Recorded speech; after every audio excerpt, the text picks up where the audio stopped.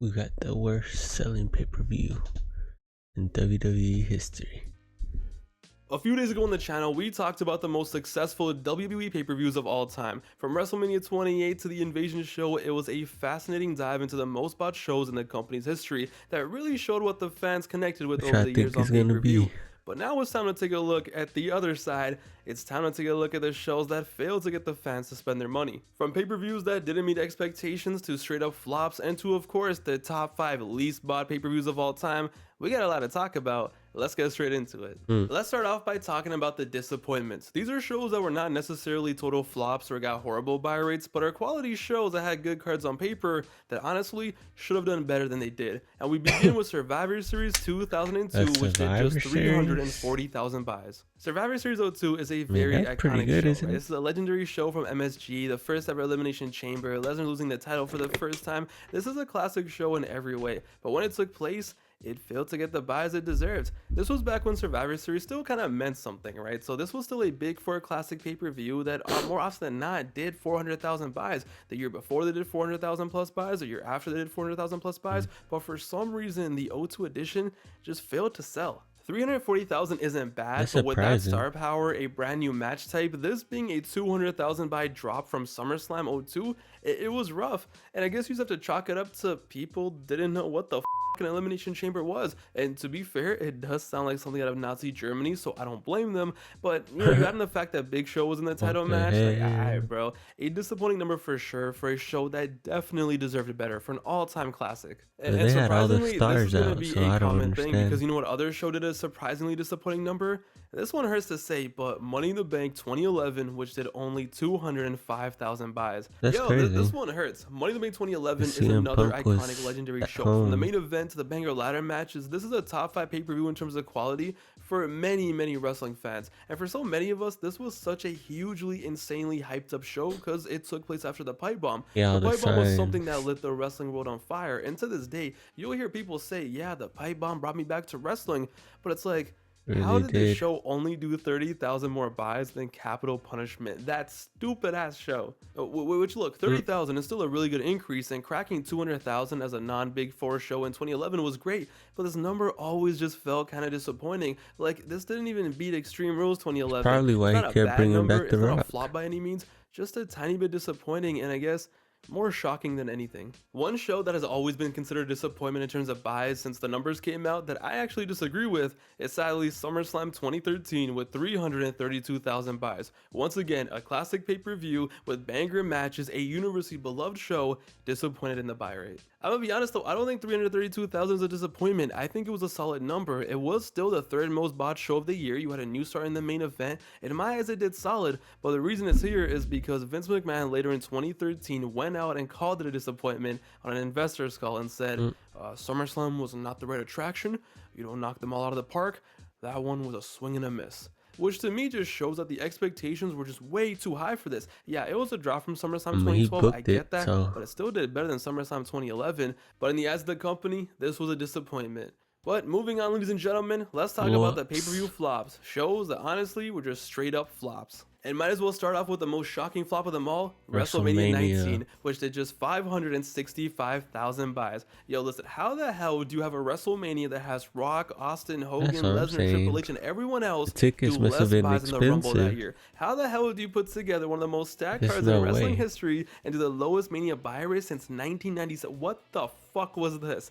This buy rate will never not be shocking to me. Not only did this end up being an amazing show, even going into it, to me, this show was so good on paper, yet it flopped. I'm never gonna understand it. Over the years, I've done a lot of research and looked into this to see Hogan why this versus happened, Vince. and many theories and opinions have been shared. Many have said that the overemphasis on Vince versus Hogan led to the low buy rate, because a lot of the promotion for this WrestleMania did make it seem like Vince versus Hogan was the main event, and then a lot of people didn't want to see Rock versus Austin for the third time. It was predictable that of course Rock was gonna win, but it's like, okay, I get that, but still, I mean, it's still WrestleMania though. 560,000. Listen, I don't care if the main event was my mom versus my dad. This show should have done at least 750 at the very least. Right. But nah, one of the biggest flops of all time. And honestly, in terms of flop, I don't this know is if the it's a biggest flop of all flop time. though.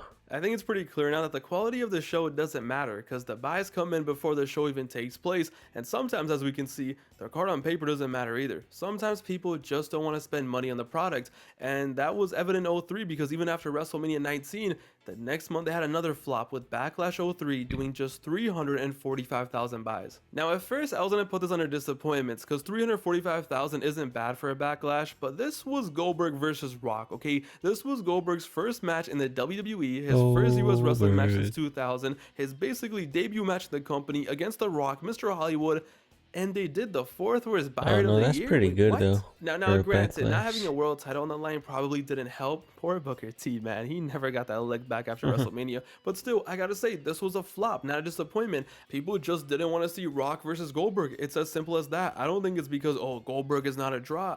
They just didn't want to see Rock versus Goldberg. Goldberg's first show back should have done a huge number, but it was just all right. 345,000. Yay, boo, woohoo, great. And to me, I always wonder, what if they were just like, yo, fuck it, let's do Goldberg versus Triple H for the world title, Backlash 03, his first matches for the world title, and he actually wins the world title. I really wonder what the buyer would have been then, because when they did do Triple H versus Goldberg, even after they kind of ruined it at SummerSlam 03, they still did 365,000 buys at Unforgiven.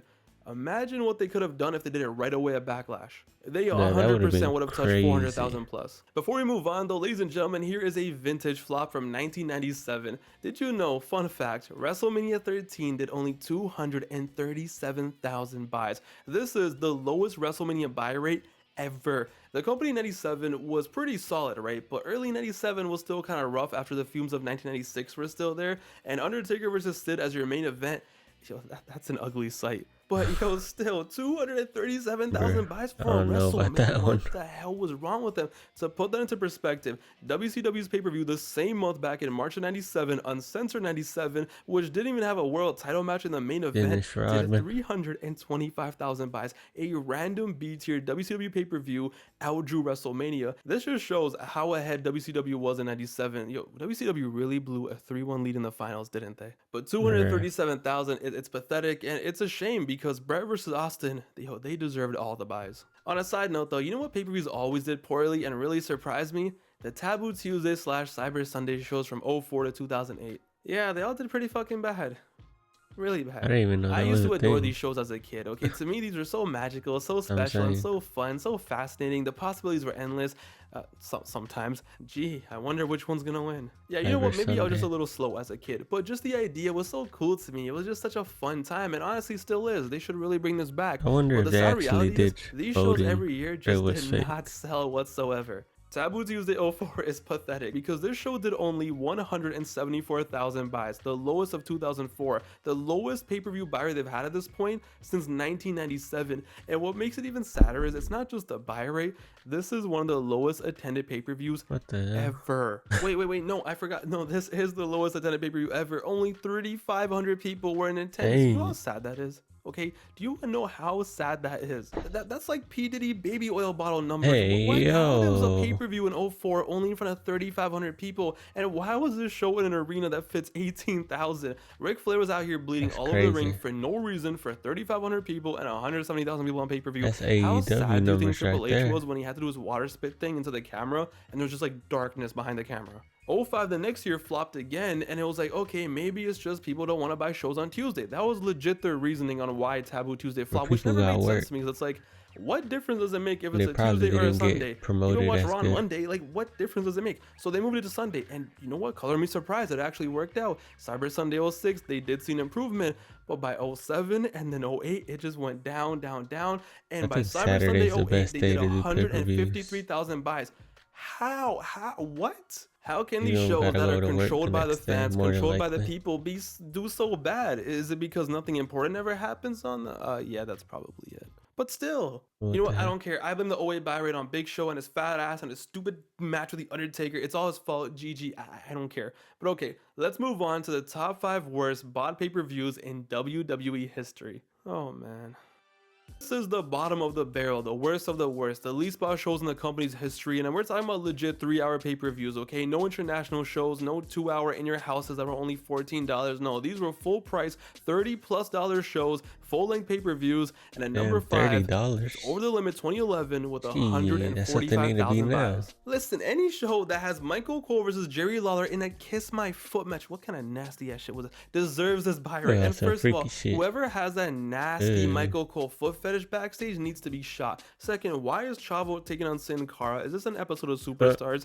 And yeah, I don't think by this point anybody wanted to Not watch Sin John Cara Cena versus The at a Miz again in an pay-per-view. I Quit match. I hate this match, by the way. This was such a typical PG era, like, just clown fest. I can't. 145,000 buys for this. No surprise here. At number 4, it was Bragging Rights 2010 with 137,000 buys. I watched this show live, actually. Did I order it? Hell no. Shout out to First Row Sports, all the old heads remember. By 2010, SmackDown vs. Raw meant as much as like those stupid clickbait GTA 6 leaked videos we used to see all the time on YouTube. But by this point, Nexus was down so bad, it wasn't even funny. Adding old men trying to bury each other alive, this was rough. And after a great SummerSlam 2010 buy rate, which did 350,000 buys, everything just kept declining and declining, and by October, this show felt the damage. Rest in peace Nexus, they put Cena's career on the line, or either Wade Barrett was going to become champion, one or the other, as the main event stipulations, and nobody cared, and only 137,000 people tuned in. Just dark times. Number 3, Vengeance 2011 with 121,000 buys. Yo, when Alberto Del Rio versus John Cena was your main event of your pay-per-view, how mentally insane do you have to be to actually expect people to pay for it? This show like was a trip. I remember the ring break, so I remember Big Show versus Mark Henry.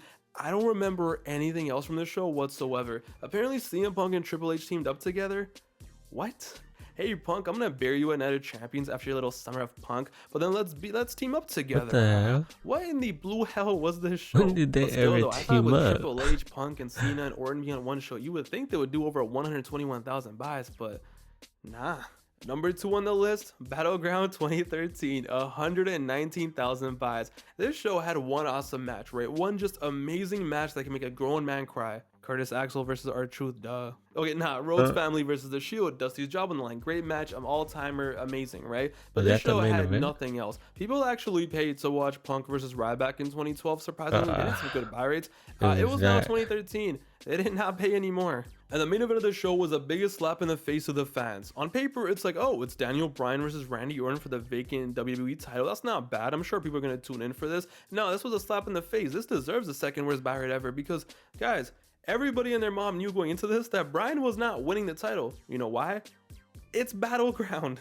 Bryan had just got screwed at SummerSlam, right? Do you really think he's gonna win the title back at fucking Battleground 2013? It was so obvious that he wasn't winning. It was so obvious some stupid ending was gonna happen, some clown show, and guess what happened? Well, it's a big show.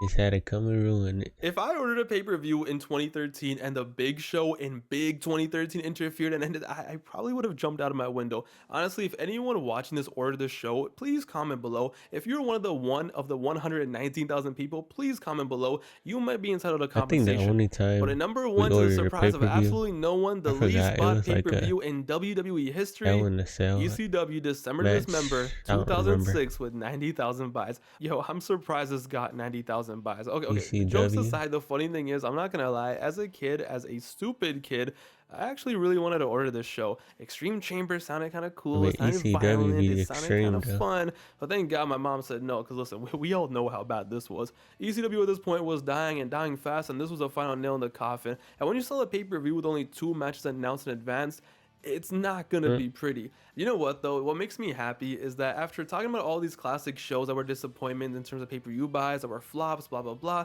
at least the worst bought pay-per-view ever in terms of WWE is arguably the worst pay-per-view they've ever produced. At least it works out. 90,000 people actually bought this. This should have got max 50,000. What a time. Who bought this? I want to know who bought any of the shows in the top 5. But yeah, there you have it, ladies and gentlemen. These are the biggest disappointments, the biggest flops, and the worst selling pay-per-views in WWE history. It's surprising. Please like, comment, and subscribe.